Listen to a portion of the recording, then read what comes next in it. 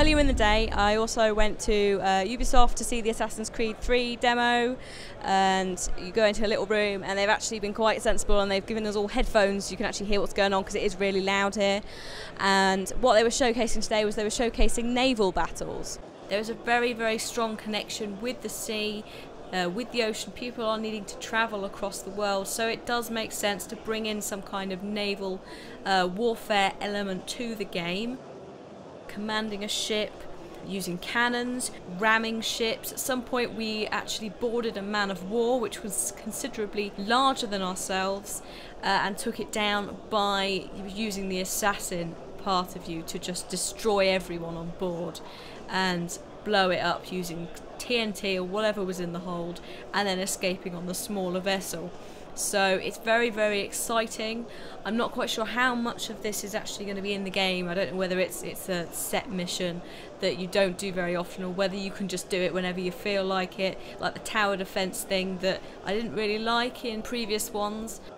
And the whole reason that this looks so amazing is because the Anvil game engine that Assassin's Creed has been involved with in the past with environmental effects, it's been updated, so it's running on a brand new version. So you're going to see things like, you're going to see seasonal changes, you're going to see winter, you're going to see spring, you're also going to see dynamic weather. And you get this when you're on the boat, you get dynamic wind and waves, and that affects how you steer the ship.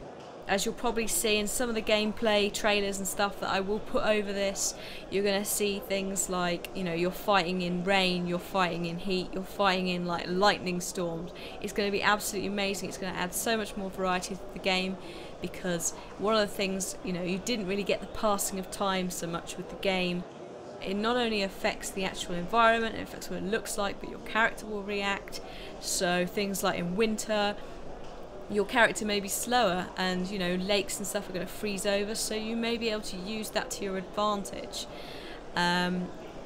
Just other amazing things is it's going to be able to show you the sheer number of people that are engaged in battle at once.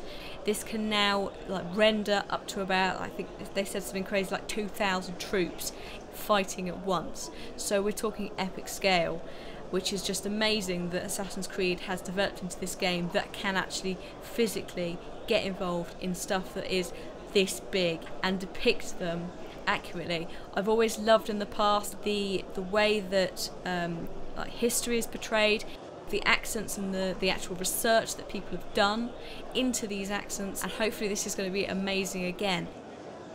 I didn't get a chance to actually play this, sadly, just because the queues were absolutely immense.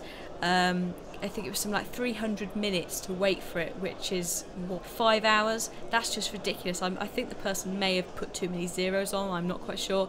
So there was no physical way that I could actually get in to see it, apart from seeing it in the actual Ubisoft presentation to the media. That's all on Assassin's Creed for now. Stay tuned. Next up, we've got some Resident Evil 6 and we've got some XCOM. So they're going to be cool to show you and talk about as well. Thanks for watching and stay tuned.